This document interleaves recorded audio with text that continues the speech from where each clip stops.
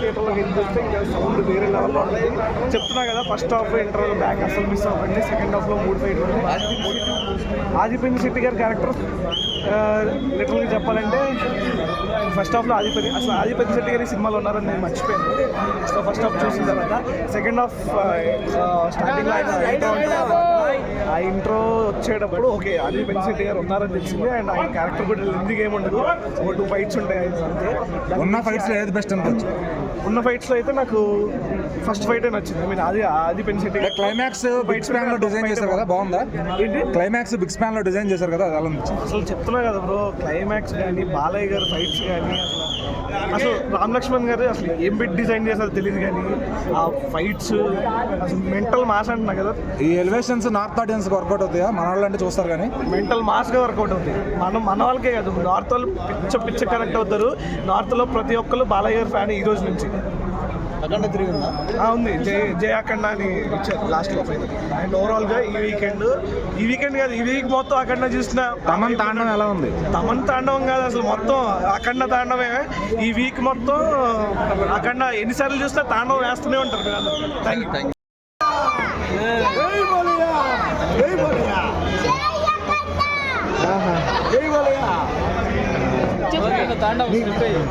నీకు అందులో బాగా ఏం నచ్చింది? ఎలా వేసాడు తాండవం? జై బాలయ్య ఒకసారి. ఓం నమ శివాయ. చేతులు పెట్టు. జై బాలయ్యను. మీకు సినిమాలు ఏంటి నచ్చింది? అందులో ఫైట్స్ పాట పాడు. ఫైట్స్ అని చెప్పు. డాన్స్ పాట ఏమి నచ్చలేదా? ఏ పాట నచ్చింది? అవన్నీ చెప్తారన్న. ఏ పాట? అఖండ అనే పాట నచ్చింది. బాగున్నాయా? సూపర్ హీరో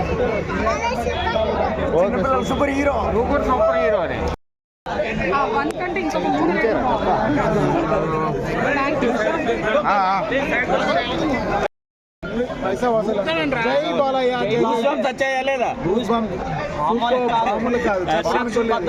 సీట్లో కూర్చున్నారా? ఇంటర్వెల్ బ్యాంక్ ఇంటర్వెల్ కాదు ఇంకా పెట్టిన 600 వర్త్ అనిపించిందా? ఎలా తీసాడు మళ్ళీ? Super hit. తమన్ మ్యూజిక్ ఎలా ఉంది? వెళ్ళిపోయింది. బాలయ్య గురించి ఏం చెప్తారు ఒక ముక్కలో?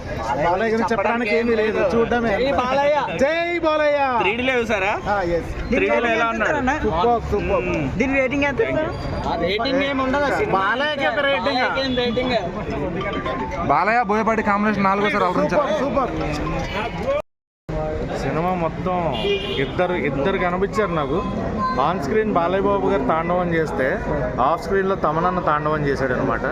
ఆ మ్యూజిక్కి, ఆ బ్యాక్గ్రౌండ్కి సినిమా అయిపోయిన తర్వాత 2 చెవులు బాగానే ఉన్నాయా లేదా అని చెక్ చేసుకునే. ఆల్రెడీ మొన్న తమన్ గారు కూడా చెప్పారు, స్పీకర్ పగిలిపోతే నాకు సంబంధం లేదు, ముందే రెడీ చేసి పెట్టుకున్నాను. ఆయన థియేటర్ వాళ్ళు అందరూ ఫుల్ ప్రిపేర్డ్గానే ఉన్నారు. ముందు ఒక షో వేసుకుని థియేటర్ బాగుందా, స్పీకర్లు బాగున్నాయని సెట్ చేసుకుని సినిమా రిలీజ్ చేశారు. అంటే బోయపాటి గారు బాలకృష్ణ గారు కాంబినేషన్లో మరో కిట్టానికి వచ్చా. బ్లాక్ బస్టర్ అంటే అఖండ కొంచెం ల్యాగ్ అనిపిస్తుంది. ఫస్ట్ హాఫ్ అయితే అసలు ఎప్పుడు మొదలైంది ఎప్పుడు అయిపోయింది అనేది తెలియలేదు. అండ్ బాలయ్య బాబు గారు ఇలాంటివి చేస్తారు, ఈయన మాత్రమే చేయగలరు అనేలాంటి థింగ్స్ అనమాట. ఓన్లీ బాలయ్య థింగ్స్ ఇవన్నీ కూడా. నా ఫైట్స్ బెస్ట్ అంటే ఏది చెప్తారు? ఫైట్స్ ఏది బెస్ట్ అంటే ఏది చెప్తారు?